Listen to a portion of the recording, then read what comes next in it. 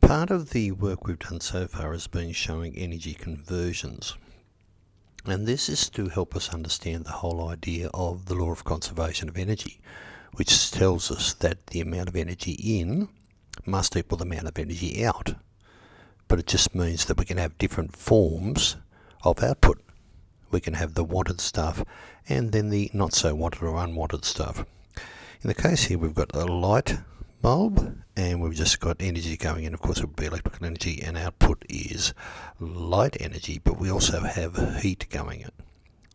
Now, I would expect you to know or be able to work out what common energy conversions were for appliances we might find around the school or around your home. Right, so when we're doing this, we've shown you a black box model.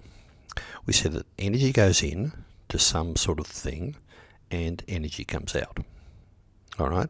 Now, we're not greatly interested in the process or appliance at this stage. We just want you to know what it is. We don't want you to know all the intricate details. It's just looking at, we're basically interested in energy in and wanted energy out. Now, so far we've seen that we could use this sort of or energy expression, and we show the input energy, the useful energy we have coming out, or the stuff we want over here, and the less useful energy pointing downwards. Now, this one is not to scale, so it's just showing us basically what goes on. Now, we know that, of course, certain types of appliances, we might have 3 or 4 of these in a row, and that the useful energy output can become the energy input in the next part of the expression. All right, and that's where we got up to with this.